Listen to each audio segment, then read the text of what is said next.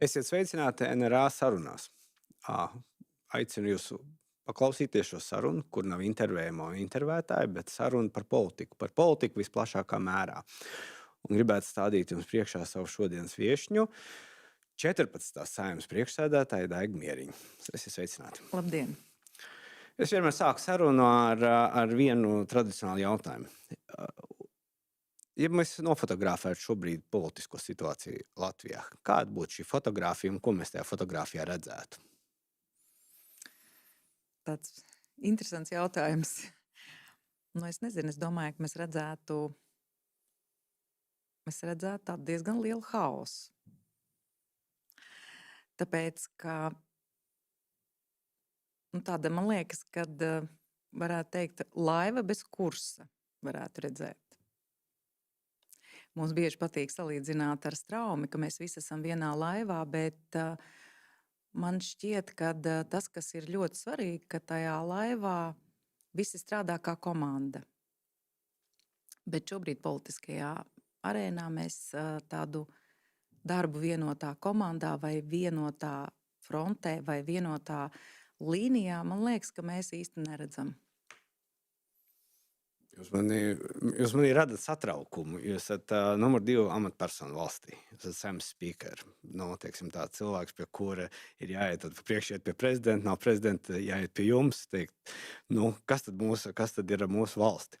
Un ap citu par to straumu runājot, atceramies, ka tajā visā procesā, tajā komandas darbā galā viens tomēr aizlidoja tur kaut kur debesīs. Tā bija tā dzēra, un tad, tad ir jautājums, bet es neuzdošu jums jautājumu, kurš aizlidos no šīs traumas komandas debesīs un tur pazudīs. Es negribētu teikt aizlidos, bet es gribētu teikt, ka pakāpties uz otra pleciem nekad nav, tas nav ilgspējīgi, kā tagad daudz grib teikt. Mums pašiem ir jābūvē savas kāpnes, bet mēs varam to izdarīt tikai kopā. Un politiķi bieži lieto šo vārdu kopā. Darīsim kopā, iesim kopā, bet nevienmēr vārdi saskana darbiem. Un tas, man liekas, ir tas būtiskākais, jo, ja mēs redzam komandas darbu, tad komandas darbā nav šīs politiskās greizsirdības. Komandas darbā jums ir laba ideja, vēl kādam ir laba ideja. Ok, mēs ņemam šo labo ideju, attīstam viņu tālāk, liekam visu savu intelektu. Nav svarīgi, vai tas ir pozīcija, opozīcija vai kā, bet ejam uz priekšu, jo tā ir labāk Latvijai, jo tā ir labāk mūsu valstī. Bet šobrīd mēs redzam, ka tāpēc, ka viņi ir opozīcija, tāpēc mēs kaut ko negribam atbalstīt, izdomājam savu, nevienmēr tas ir varbūt labākais variants, ja? Un es nezinu, kā šo mainīt. Patiesībā tas ir tas, kas varbūt tas mūsu visu tāds, varbūt nelaimi, neveiksmu cēlonis, ka mēs neesam atraduši to formulu, kā tomēr strādāt kopā. Tā ir tāda vājuma pazīme, jo parasti jau stiprie jau nebaidās dalīties ar idejām, jo viņi ir tā kā strūklaks ar idejām, un tad tā ir politisko ideju trūkuma un vājuma, politiskās sistēmas vājuma pazīme, tad varbūt mums jāskatās, vai to kā ir sistēma jāmaina, lai politiķiem nebūtu bail. Ziniet, man šķiet, ka, lai kā arī tas nebūtu, bet mums varbūt arī tādu stipru līderu trūkums ir. Tādu līderu, kas varbūt, mums ir līderi, ir pat ļoti daudz līderu, bet līderi, kas vienotu, es tā teiktu. Līderi, kas vienotu, kas varētu pakāpties pāri visam tam, kas notiek un neļaut tam kuģim šūpoties, žvankāties no vienas puses uz otru.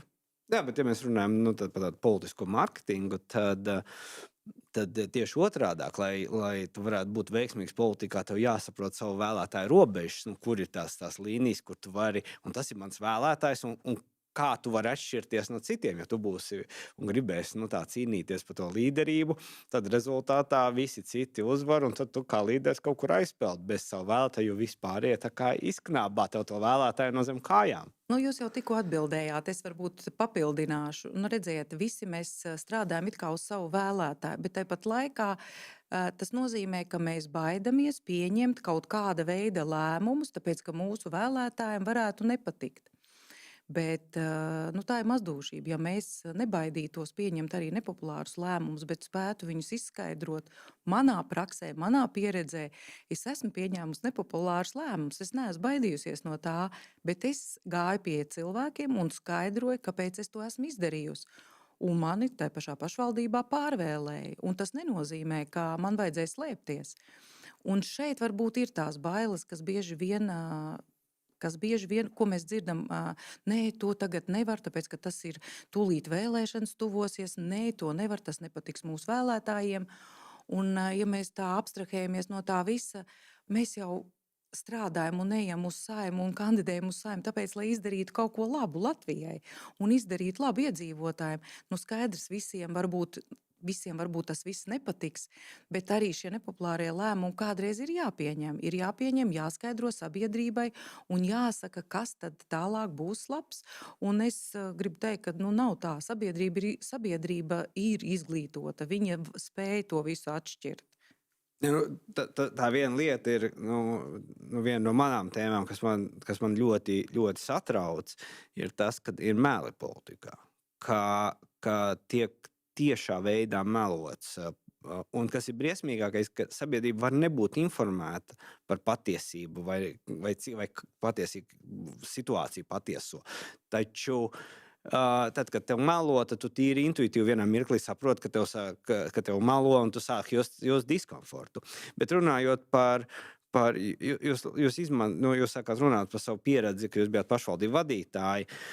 Vai jūs man varat atbildēt uz vienu jautājumu, ko es nevaru sameklēt atbildi? Kāpēc politiķi, mūsu Saeimas politiķi, tik maz komunicē ar cilvēkiem tiešā veidā un brauc pie cilvēkiem? Jo es to visu laiku braukāju arī uz laukiem, uz bibliotekām, tiekos ar cilvēkiem, kur man aicina, un visur es dzirdu vienu to pašu: politiķi ar mums nerunā. Tāda viena iemesla varbūt nav, bet, zināt, jāsaka tā, ka politiķi, tas ir darbs. Pirmkārt, tas ir darbs, tas ir jāsaplāno, jāizdara un jābrauc. Es savās reģionālās vizītēs to tikai daru, kā komunicēt dažādiem vai ar dažādas jomas cilvēkiem, kas arī mūsu iedzīvotāji ir. Bet tāds politiķis, viņam tad ir jāsaorganizē tikšanās. Visdrīzāk uz to tikšanos atnāks varbūt daļa no opozīcijas deputātiem. Pirms pašvaldību vēlēšanām tieši tā arī ir. Tad notiek šī dažādu provokatīvu jautājumu uzdošana. Un, protams, politiķi to visu negrib tādā visā iesaistīties.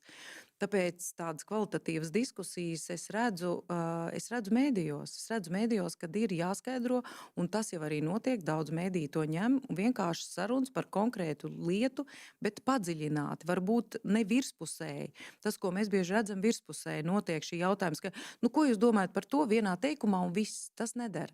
Daļēji šo lauku nosedz, kas notiek Latvijā. Tas ir daļēji, bet tur atkal tas ir tāds specifisks formāts, bet cilvēkiem būtu jārada, kur nevajag konfrontēt, jo mums jau diskutējot ar iedzīvotājiem nevajag kādu pārliecināt, kas ir citas partijas atbalstītājs. Mums jau vajag aiznest to patiesību, to stāstu, kāpēc politiķi pieņēma tādu vai citādu lēmumu, un arī tad ne visi piekritīs. Mēs to redzam. Demokrātiskā valstī drīkst būt atšķirīgi viedokļi, un tas ir normāli. Tikai tas, varbūt tie vārdi ir cieņpilni, un ja tas notiek cieņpilni, tad tas labprāt būtu. Bet es domāju, ka tieši šis aspekts, kad ka mēs jau zinām, kāda atnāk, mēs jau redzam, atnāk cilvēki, kas... Bet dažkārt jau palamāties jau var nav slikti, jo cilvēki jau grib ļoti... Te jau ir tas moments. Es vienmēr saku cilvēkiem, ja tu gribi nodarboties ar politiku, aizej uz centrālu tirgu, parunā tur. Politika ir tirgus laukuma lieta. Tā ir tirgus laukuma lieta. Es jums pateikšu no savas pieredzes, no pašvaldību vēlēšanām. Es prasīju iedzīvotājiem, kāpēc jūs nenākat, mēs saorganizējām tikšanos, kāpēc jūs nenākat tiešām tā, kā es aprakstīju, atnāk tikai opozīcijas deputāti. Viņi saka, mūs viss apmierina. Bet tas ir normāli. Tas ir normāli. Bet jums bija neizsvētki, kur jūs arī pati bijāt. Jā, tā, un tur es ļoti daudz komunicēju. Bet tas jau ir tas svarīgākais. Tas ir, kāpēc es piekritu turpināt šo nēģu zupas vārīšanu, ir viens no iemesliem, ka visas dienas garumā es satieku tik daudz cilvēkus, un ar katru es varu aprunāties. Un tas ir nenovērtējami. Jo šajā darbā man nesanāk tā aizbraukt uz Canikavu un satikt savus iedzīvotājus, savus vēlētājus un viņiem apjautāt, nu, ko jūs domājat? Ko jūs domājat par vienu jautājumu, ko jūs domājat par otru, kāds atnāk atbalsts, kāds pasaka, nē, tas nebija pareizi, ko jūs tur izdarījāt. Es jūtu to sabiedrības noskaņojumu pati. Un tad, kad es jūtu pati to sabiedrības noskaņojumu, es varu tālāk arī jau reproducēt un pieņemt tos lēmumus. Par to es arī runāju, jo es negribu nosaukt to partijas nosaukumu, bet mums bija Rīgas vēlēšanas aizpagājušās, man liekas, kuriem kampaņa bija bāzēta uz plovu vārīšanu. Un tajā vienā mirklī viņi pagalmos, piemēram, tādos prēvniekos, purciemos, iedomājieties to lielo pagalmu, tās 9 stāvēns, sākt ar to plovu vārīt, ziniet, tā uz to smaržu, jo cilvēki nāk, un tad ir tā saruna. Un kas bija interesantākais, viņu galvenais vēlēšana materiāls bija plovu recepts. Ok, vienmēr var teikt, tur nav saturīga diskusija un tā tālāk, bet tu satiec to cilvēku. Zināt, kas, ja to dara tieši pirms vēlēšanām, tas izskatās diezgan... To vajag darīt 4 gadus. Jums vēlēšana kampaņa sākās nākošā dienā pēc vēlēšanām. Man Nēģzupas vārīšana šogad būs 15. gads. Bet par to es saku, ka tev tas jādara pastāvīgi. Nē, tas jau cilvēkiem nepatīk, ka tas ir pirms tikai vēlēšanām. Tad viņi arī jūtās tā kā apčakarēti. Jā, ja tas ir tikai pirms vēlēšanām, mēs atceramies par iedzīvotājiem tikai pirms vēlēšanām, tad tas tā ir, kā ir. Tas tiešām jādara patstāvīgi. Nē, tas jādara patstāvīgi. Man bija viens gadījums, ko gribēju jums padalīties. Bija šeit pats saruna ar jūsu partijas biedru, jūsu kolēģi Augustu Brigmanu, ko es dziļi cienu, kā politiķi, milzīga pieredze. Un es biju sagatavojis viņam jautājumu. Jo veidojot šo koalīciju, ZZS piedalījās ar balsojumu Stambulas konvencijas ratifikācijā. Un bija pa ilgiem laikiem man izsit no līdzsvara. Es nepaspēju uzdot jautājumu. Šo jautājumu man bija jautājums tāds, vai bija vērts ratificēt. Viņš pirmais pateica, ka jūs denunsēsiet, jūs iesiet uz denunsēšanu konvencijas. Un es paliku šeit tā sēžot, un es domāju, tagad, ko man teikt, un tā drusku tā druģa sajūta. Tas, ko es jums gribēju pajautāt, kāpēc es jums šo stāstu, bija vērts uzsākt to denunsēšanas procesu. Kā jūs jūtat? Jūs ar vēlētājiem runājat. Augustam bija ļoti spēcīgi argumenti, kurus es sadzirdēju, kāpēc jūs to darījāt. Tagad ir pagājis laiks, tā lieta ir atzisus, viss ir nogulusies. Kā jums ir sajūta no tāda vēlētāja viedokļa? Bija vērts uzsākt to visu jandāliņu? Vienotas atbildes nav. Tāpēc, ka ja mēs nebūtu uzsākuši, ja mēs nebūtu vispār iesākuši to visu, mēs droši vien nebūtu nokļuvuši valdībā, būsim godīgi. Un ja mēs nebūtu nokļuvuši valdībā, mēs neizdarītu arī tās lietas, ko mēs esam jau šobrīd izdarījuši. Jo politiķim ir, ja viņš grib īstenot savu programmu un ja viņš vispār grib izdarīt kaut ko Latvijas labā, viņam ir jābūt valdībā. Šī brīža situācija, tas ar ko mēs sākām, ja jau politiķi varētu īstenot, apsēsties pie galda un visi īstenot bez politiskās greizsirdības, katrs savu programmu un domāt par to, kas labāk Latvijai, tad tas būtu viens stāsts. Bet šobrīd Augusts ir pateicis, ka tā bija kļūda.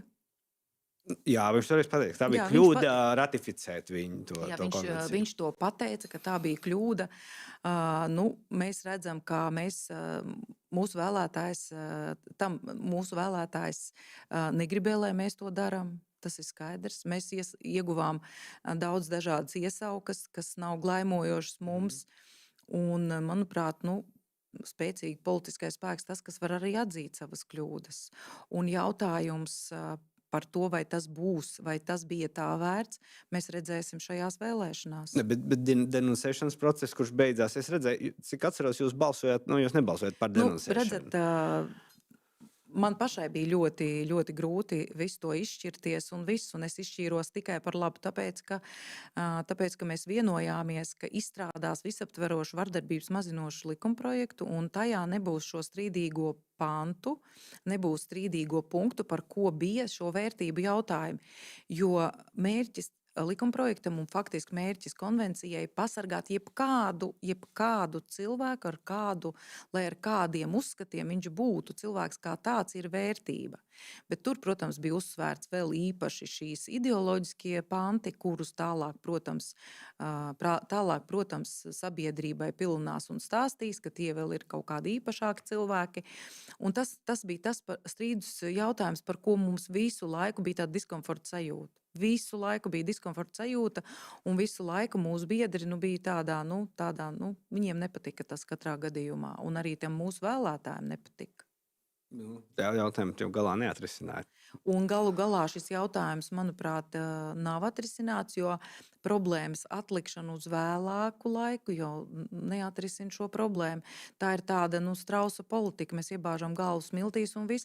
Tad ir jautājums, kas ir labāks, vai šausmīgas beigas, vai bezgalīgas šausmas. Ja? Tas ir par tiem lēmumiem, to, ko jūs runājat. Par tiem lēmumiem, jā. Un tas viss būs no otras puses arī cerīgi, ja mēs paskatāmies tas, ko prezidents izdarīja. Faktiski nebija tāda iespēja atdot tautas nobalsošanai, bet neformāli tāda tautas nobalsošana būs vēlēšanās. Tas tā būs, jo tauta... Nebūtu, ka tas ir nebūtiska lieta. Bet tas tā noteikti būs, tāpēc, ka, ticiet man, būs spēki, kas to aktualizēs, un zināmā mērā tas arī būs. Tauta noteikti ejot uz vēlēšanām zinās, ka mēs gribam vai nu par vienu, vai nu par otru, vai nu par trešo. Bet šeit gribu teikt, ka mūsu Saeimas deputāti absolūti ir konservatīvi deputāti. To parādīja pētījums, ko taisīja, var par to pētījumu tur strīdēties, cik objektīvi un neobjektīvi, bet tie jautājumi bija no Stambulas konvencijas. Aizliegtais paņēmiens parādīja šo pētījumu, ka mums lielākā daļa Saeimas deputāti ir konservatīvi. Viņi var būt savādāk. Tieši tā. Un tas nozīmē, ka tas nav dabiski, ja mēs ejam pretdabiskiem, pret savu gribu. Tur vienkārši paturpināt. Tas, diemžēl, nav. To mēs varam atzīt. Jā. To tēmu jau, kad pēc būtības man bija arī pārsteidzošs stāsts. Arī vēl viens gadījums, kur es biju tā kā mēms. Man bija viena diplomāta komunikācija tad garākā laika posmā, un tad, kad bija tā ratifikācija, un es tur varbūt kļūdījos prognozē, bet cilvēks man stāstīja, ka jāratificē, mums tas ir vajadzīgs Latvijam tā tālāk no Ziemeļvalstīm.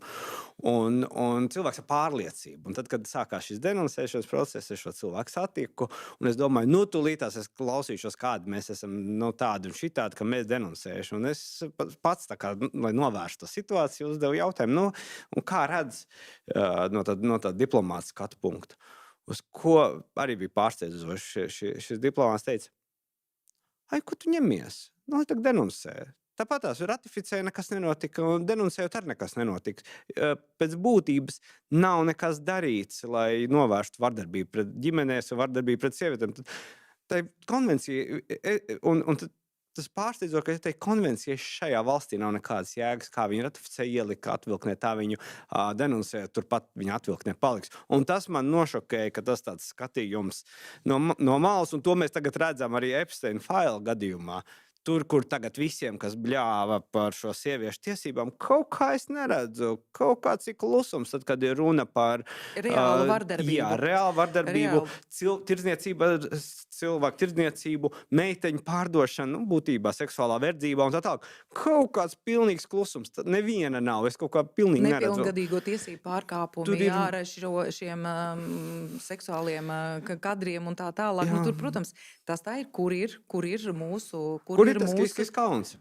Kur ir Kiskis kalns? Tieši tā, kur ir mūsu aizstāv. Bet es gribēju vēl drusciņu papildināt, ka arī bez konvencijas ratifikācijas, es varu runāt par savu pašvaldību, mēs bijām viena no pirmajām, kas iesaistījās vienā sociālā fondā kopā ar Vāciju, un Inete Ielīte bija, starp citu, arī šajā mūsu sadarbības grupā, mēs runājām tajā laikā 10 gadus atpakaļ par to, kā nošķirt tieši varmāku no ģimenes.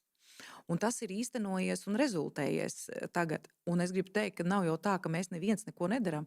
Pašvaldībās visu laiku par to runā, kā saintegrēt skolā notiekošo, kad izglītības pedagogs konstatē, ka bērnam tur ir, es nezinu, zila auss vai vēl kaut kas, kā to visu uzreiz uz bāriņties, policiju un tā tālāk. Mēs to pašvaldībā jau izdarījām ar savām vienkāršām vadlīnijām, ar vienkāršu sadarbības piemēru. Un tas jau iet, un mēs, man liekas, tas, ka kliedza, ka daļa deputāti ir par vardarbību, ja? Man liekas, tas ir tāpat kā man jums pierādīt, ka balts ir melns, nevis otrādi. Tas ir apmēram tieši tāpat. Un tā nedzirdēšana, man liekas, ka tas arī tomēr, un otra viedokļa vispār neuzklausīšana. Tas katrā ziņā ļoti polarizē. Es piedalījos pirmā demokrātijas fórumā, ko organizēja Eiropas padome, un man bija vardarbība pret politiķiem tēma paneļa diskusijā.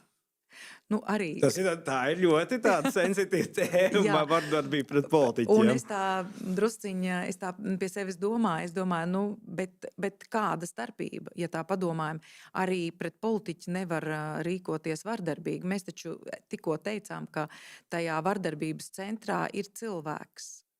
Nu, cilvēks, un mums ir jāpasargā jebkurš cilvēks, vai tas būtu politiķis vai žurnālists vai vēl kāds, ja? Mēs cik daudz runājam par vardarbību pret politiķiem. Es nezinu, Latvijā tādu diskusijas Ne, nu, jā, tas īsti jau ir nav. tāds. Mums jau arī nav Jā. īsti vardarbība pret politiķiem, ja mēs tā plašākā mērā Nu, paskatāmies. kā mēs uz to paskatāmies, Jo uz emocionālo vardarbību? ir Kā mēs... valsts, kur es atvainojos atšauju pa kādam politiķim ik pa brīdim. To es negribētu tas ir- atvērt šo tas jau ir- tēmu tas šādā jau- virzienā. Tas jau vispār, bet es vienkārši, kad arī Eiropā ļoti tiek runāts un tais paneļa diskusijās par sabiedrības polarizēšanos, kas ir milzīga problēma, ka sabiedrība polarizējās, un to mēs redzam visur. Arī Amerikas Savienotās valstīs, mēs redzam Eiropā, un tā nav laba tendence.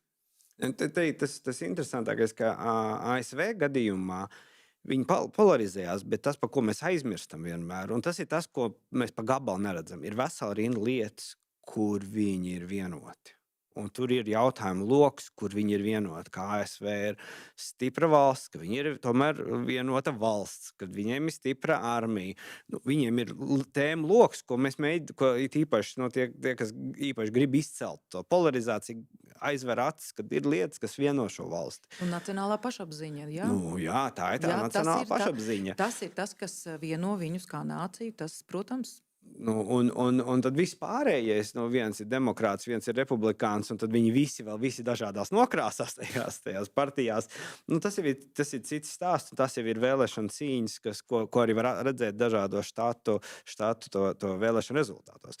Bet to mēs arī redzam mūsu pašvaldībās patiesībā. Mēs esam tādā mikromodelī, ar ko neatšķiramies. Paskatāmies uz koalīcijām. Koalīcijām dažādās novados, kā tās koalīcijas tiek veidotas, ka tur ir viss pretrunīgākie spēki spēj vienoties un strādāt. Un rezultātā, kas ir interesanti, pašvaldību uzticības reitingi ir stipri augstāki. tas ir tas, ar ko es iesāku, kad pašvaldībās tik tiešām ir spēki, kas lielajā politikā varbūt saimā nesaietu kopā, bet pašvaldībās viņi saiet un īsteno šo savu vietējo rīcības politiku, un viss notiek. Tieši tā, viss notiek. Kāpēc ir šī tāda distance? Nu, es jau ar to arī sāku, kad varbūt ir tā politiskā greizsirdība, varbūt visi cīnās par to, lai uz nākamām vēlēšanām būtu ko parādīt tai savai partijai, vairāk vērsti uz sevi. Bet pašvaldībās tas pats? Nu, pašvaldībās tomēr tas tā nav. Nav tā. Pašvaldībās visi vairāk vai mazāk nevis domā, kā tagad man pašam kļūt populārākam, bet domā, kā izdarīt labāk pašvaldības iedzīvotājiem. Tā ir milzīga atšķirība. Bet šeit Kāpēc? Jo ja mēs paskatāmies pašvaldības lielums pret valsts lielumu, nav tik milzīga atšķirība. Tīpaši, ja mēs runājam par tām milzīgajām teritoriāli lielajām novadiem, kur Tagad, arī vadītājiem ir grūti izbraukāt visu novadu. Šobrīd vara ir attālinājusies no iedzīvotājiem, bet pašvaldībās, un starp citu pašvaldībās šobrīd arī jau drusciņi vairāk ienāk tā politika, tāpēc, ka pašvaldības ir lielāks un skaidrs, ka vairāk partijas koncentrējas uz šo novadu vēlētājiem, vairāk koncentrējas uz to, lai ievēlētu attiecīgo spēku, un līdz ar to zināmā mērā tur tā politika ienāk. Bet vienalga šobrīd pašvaldībās ir iespēja vairāk vienoties nekā saimā. Bet tieši šis ir tas aspekts, kad veselā rindā pašvaldība, kā tā politika ienāk, tā viņa kļūst destruktīva. Tajās pašvaldībās uzreiz apstājās attīstība, jo sākās plūkšanās. Ir vesela rinda piemēri, kur pat kaut kādi svarīgi objekti tiek aizmesti, un tur nekas netiek uzbūvēts un neko neizdara, tāpēc, ka sākās šī nacionālās politikas pārnešana uz to mazo pašvaldības mērogu. Bet jautājums ir tāds, vai mums ir recepte, vai kāda ideja, kā var pārnest tomēr to produktīvo pusi no pašvaldības uz nacionālo līmeni. Jo mēs redzam veselu rindu pašvaldību, kur ir ļoti veiksmīgi, kad strādā pat bez opozīcijas. Ir veiksmīgi. Grūti pateikt. Grūti pateikt, tāpēc, ka tāda īsta receptes jau nav. īsti receptes nav. Viss ir, protams, atkarīgs no katra cilvēka, cik viņš ļoti arī grib no komandas. Es teicu, no komandas un no tā cilvēka, kas vada to komandu. No kapteina, kuģa kapteina. Es domāju, ka ļoti daudz kas ir atkarīgs. Es domāju, ka jābūt ir vadītājam, kurš var tad to komandu saveidot. Mhm. Jā, bet tad kāpēc tad politikā notiek šāda atlase, ka tad mums kaut kā... Ja mēs, ir viens viedoklis, es tā kā nevienmēr viņam, visās vietās viņam varētu piekrist, bet ir kaut kāds viedoklis, ka mums ir tomēr gājusi uz leju tā kvalitāte, ja mēs skatāmies sākot no augstākās padomes, līdz 14. saimai, ka tā deputātu un tautas pārstāvu kvalitāte intelektuālā, inteliģents līmeņa, cilvēciskā kvalitāte gājusi lejā. To mēs arī redzam, ka sabiedrībā ir arī no tā izrietošs pieprasījums, jo savādāk kāpēc Hermans nesētos ar ideju, ka vajag mainīt vēlēšanu sistēmu. Bet vēlēšana sistēma jau neko nedos. Mēs redzam, cik daudz dažādu nievājošu izteicienu ir vērsti pret politiķiem. To mēs redzam, ka viņi nevarīgi, viņi tādi. Un arvien mazāk cilvēku vēlas iet politikā, tāpēc, ka viņi nav tik stipri, lai visu to izturētu, lai uz sevi vērstu kritiku, spētu objektīvi viņu novērtēt un mēģināt izdarīt labāk. Tas ir ļoti grūti. Cilvēki jau nav visi tik spējīgi, un līdz ar to aiziet tie, kas varbūt vairāk laiž gar ausīm, kuri varbūt var to kritiku izturēt un vai varbūt neņemt viņu tuvu uz sevi, strādāt uz savu vēlētāju, zināt, kas viņu paziņu lokā, kas ir vajadzīgs, un tad tādā veidā arī virzīties uz priekšu. Un, protams, ka līdz ar to mēs dabūnam tādu kvalitāti, kā mēs dabūnam. Vēl viens mīts, ko es gribu varbūt arī kliedēt, ir tas, ka šodien viņš ir uzņēmējs, rīt viņš var ienākt politikā un viņš tagad būs labs politiķis. Politika tā arī ir profesija. Tas arī ir mācīšanās daudzu gadu garumā. Tāpat izglītošanās, tāpat kļūdīšanās, neizbēgami. Ja tie, kas nedara, nekļūdās, vai ne? Tie, kas dara, vienmēr kaut kādā brīdī arī kļūdās. Spēt tās kļūdas, no tām kļūdām piecelties, spēt pamatot un tā tālāk. Mums jau taisn otrādi, mums jau nāk iekšā tāda kancela kultūra. Ja tu kaut ko nevienu vārdu ne tā pasaki, viss tevi nokancelē, tu tā kā politiķis vari būt arī uz mūžu nokancelēts. Tā kā tas jau viss arī rada šo milzīgo spiedienu uz sabiedrību. Sabiedrība gaida, mēs runājam par tiem līderiem, ja? Sabiedrība gaida tiešām arī spēcīgu līderu, bet kur viņi radīsies, mēs jau paši viņus esam nokancelējuši, teiksim tā. Pilnīgi piekrītu, domāju, ka tu varbūt šodien biznesmenis arī tā politiķis tas neiet cauri. Īstenībā patiesībā par pieredzi rāda labi biznesmeņi ļoti reti labi politiķi. Savukārt labi politiķi ļoti bieži labi diplomāti, jo tā ir spēja runāt pat ar tiem, kas tevi ienīst klāji un acīs skatoties, tu spēj ar viņu runāt un tomēr paust savu viedokli. Man tāds labs piemērs Lielbritānijā viens parlamenta loceklis, kā viņš kļuva par, mēs labi zinām, ka tur ir mažoritārā sistēma un kas nav viegla lieta, mažoritārā sistēma uzvarēt vienā apgabalā, kur ir tur diezgan liela konkurence. Un viņam bija tāda pieredze, ka viņš braukāja pa Indiju pirms tam. Viņš bija blogeris, un tā viņa ideja bija tāda ceļot pa Indiju, vēl pa tādām nabadzīgām zemēm, bet tas ir, kas ir Angļu impērijas zemes, bez kapeks kabatā. Tev jārunā tik labi, lai tev vakarā uzaicina uz mājām un pabaro. Un viņš pusotru gadu nodzīvoja šādā veidā. Loģiski viņš atbrauc uz Lielbritāniju un vinnēja vēlēšanas šitā, jo kas varbūt vienkāršāk izrunāt balsi, ja tu esi vakarā spējis izrunāt naktsvītni un vakariņas nabadzīgā valstī, ka te viņam padalās rēdienu.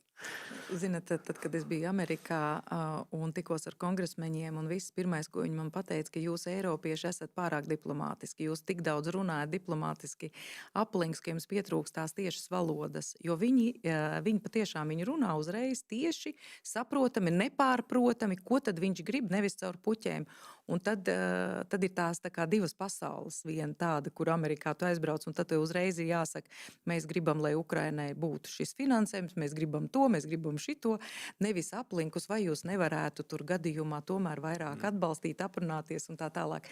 Tā ir, jā, diplomātija tas ir tāds Nu, patiesībā diplomācija, kas saskāries, viņi diezgan tieši laiž. Nu, viņi tā, Nu, no kā tās kur? prasības viņi artikulē tā, lai nevarētu pārprast. Un varbūt tas ir tas vēlēšana sistēmas īpatnība Amerikā. Viņiem jau arī ir mažoritārā sistēma, ka tev ir jābūt ļoti precīzam un tiešam. Nekāds tur Tieši tā. plašs runāšanas, un pie tam vēl ļoti bieži viņiem ir tas, ko viņi sauc par elevator pitch, jeb arī, ka tev jāspēj braucot ar liftu, to mirklī pastāstīt tik daudz, lai tas cilvēks jau tavējais izkāpj Jā, ārā. tas ir tas, ko es arī vienmēr izmantoju. Ātri, uzreiz mērķēti pateikt. Kāpēc es to iesāku stāstīt? Tāpēc, ka mums arī politiķi bieži vien izsakās diezgan nesaprotami.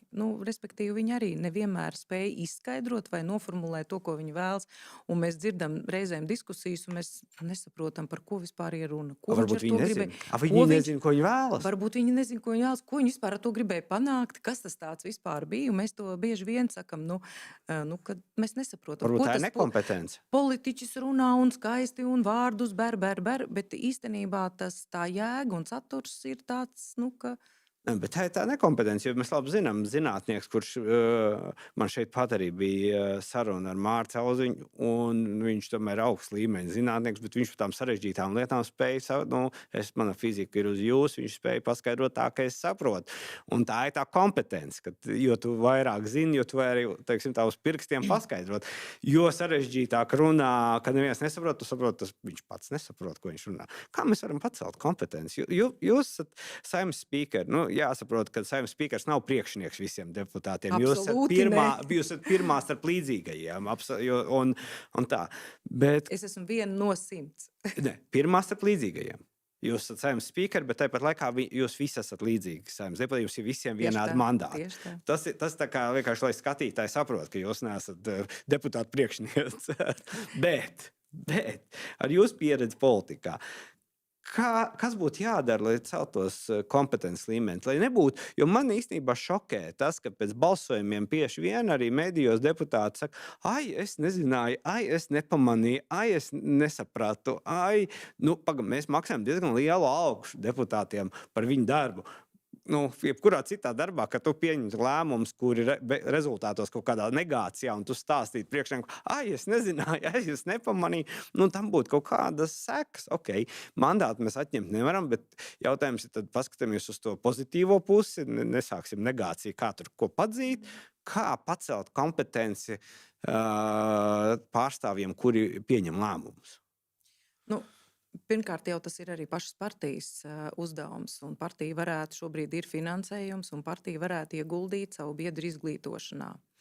Un tie ir gan kursi, gan viss kaut kas. Es atceros savā jaunībā, kad arī es šādu Bundestāga pārstāvu klausījos, kā viņš stāstīja par vēlēšanām Vācijā. 20 gadus viņš bija rīkojis, un ļoti daudz ko no viņa es esmu arī paņēmusi šobrīd. Tas ir viens. Otrs, mēs jau Saeimā šobrīd pieņēmām lēmumu paaugstināt partiju sliekšņu, tātad partijas slieksni kā tādu, no cik var vispār izveidot partiju un cik jābūt biedriem.